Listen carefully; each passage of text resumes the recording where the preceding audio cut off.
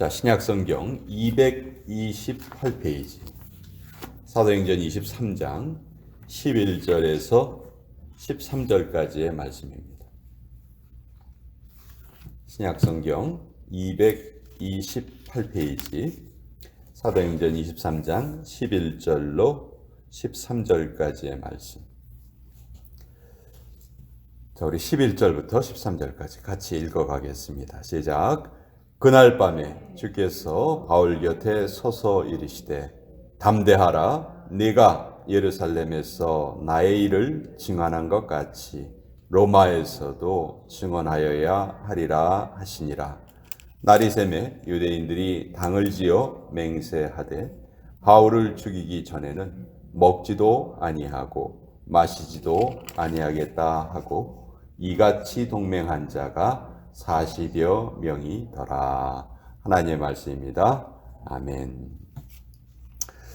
자, 사도행전 21장에서 26장까지는 바울이 어떻게 로마로 가게 되었는지 그 이야기를 우리에게 잘 알려주고 계신데요. 바울이 세 번째 전도 여행을 끝내고 이제 예루살렘에 옵니다. 근데 이미 바울을 죽이겠다고 마음먹었던 사람들이 많이 있었고요. 그 사람들이 소란을 피우는 바람에 바울이 거의 죽을 위기에 처하게 되죠.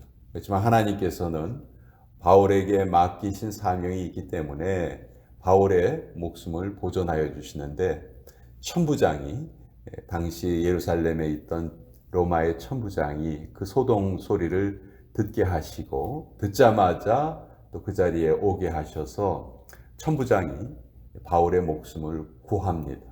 또 천부장은 바울이 로마 시민권자라는 것을 알게 되고, 그렇기 때문에 더 천부장이 이제 유대인으로부터 바울을 보호하게 됩니다.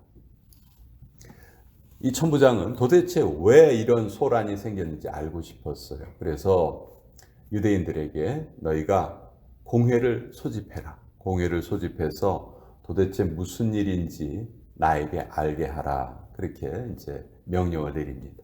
그래서 유대인들이 공회를 소집을 했어요. 그리고 바울이 이제 그 자리에서 자기의 말을, 자기의 상황을 그 공회원들에게 이야기를 합니다. 자, 그때 바울은 어떤 지혜를 내냐 하면, 내가 지금 이 자리에 선 것은 내가 바리새인이기 때문에 내가 이 자리에 섰다. 바리새인들은 죽은 자의 부활을 믿는다. 그런데 내가 그것 때문에 신문을 받는다. 이런 식으로 이제 이야기를 했어요.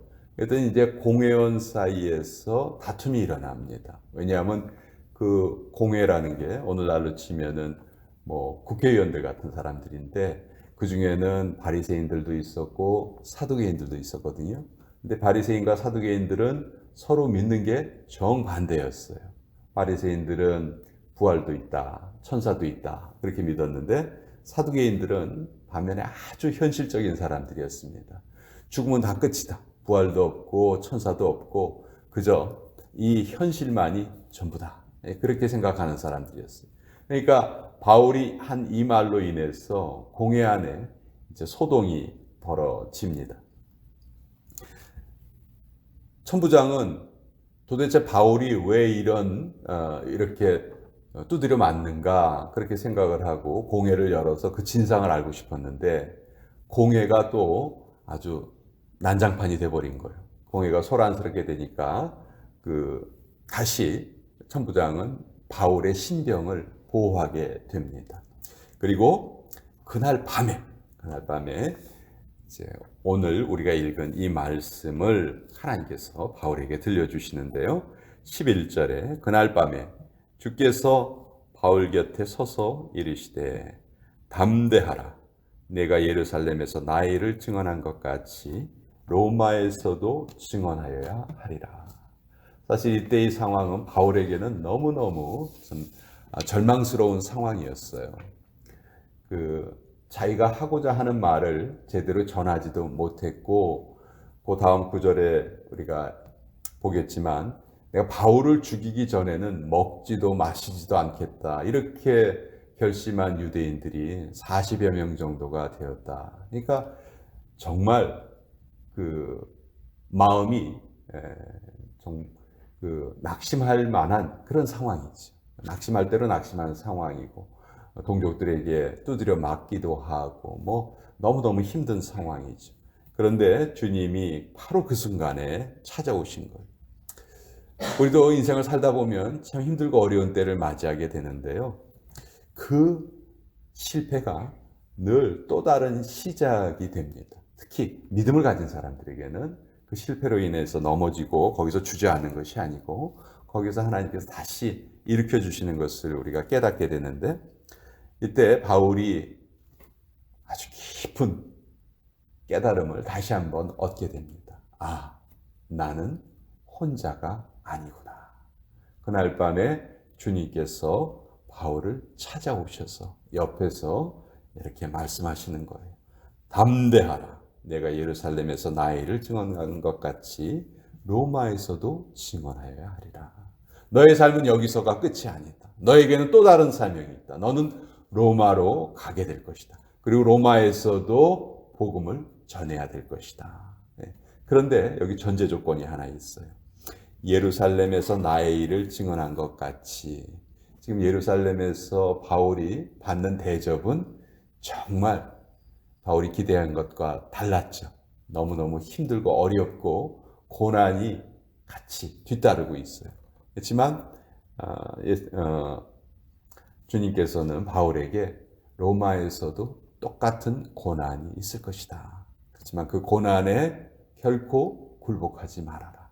내가 너와 함께 하노라. 이렇게 말씀하시는 거예요. 이 말씀을 들은 바울은 얼마나 안심하고 얼마나 큰 은혜를 느꼈을까 상상을 해 봅니다. 그 바울의 은혜, 하나님께서 바울에게 주시는 은혜가 그 뒤에 어떻게 전개가 되느냐 하면요.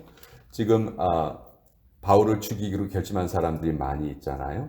근데 이 사람들이 어떤 꾀를 내냐 하면, 우리 다시 한번 공회를 소집해 달라고 천부장에게 요청하자. 그리고 천부장이 바울을 그 공회로 끌고 나올 때 그때를 우리가 놓치지 말고 무조건 그 순간에 바울을 죽여버리자. 이렇게 이제 꾀를 냅니다. 근데 이 꾀를 누가 알게 되냐 하면 바울의 조카가 이것을 알게 돼요. 그러니까 하나님이 역사하신 거겠죠. 하나님의 역사로 바울의 조카가 이것을 알게 되고 이것을 바울에게 알려줍니다. 그러니까 바울이 이것을 또 천부장에게 알려요. 나는 로마 시민권자인데 유대인들이 나를 다시 죽이려고 한다. 당신에게 공회를 소집해달라고 요구할 것이고 그때 나를 죽이려고 한다. 그러니 나는 로마로 가기를 원한다. 이렇게 천부장에게 이야기를 하고, 천부장은 그 소리를 듣자마자 이미 유대인들이 어떠한 성향을 가지고 있는지를 너무도 잘 아는 사람이기 때문에 그날 밤에 즉시로 바울을 가이사랴, 그러니까 로마군이 있는 주둔군 본부로 바울을 보냅니다. 그래서 유대인들의 그 계획이 물거품이 되는 것이 이제 여기 나타나 있는 것이죠. 재미있는 것은요, 11절은 하나님의 계획이시죠. 하나님은 바울을 로마로 보내려 하십니다. 12절, 13절에는 유대인, 인간의 계획이에요. 근데 이 계획을 얼마나 철저하게 지키려고 했냐 하면 먹지도 마시지도 않겠다. 바울을 죽이기 전에는 먹지도 마시지도 않겠다.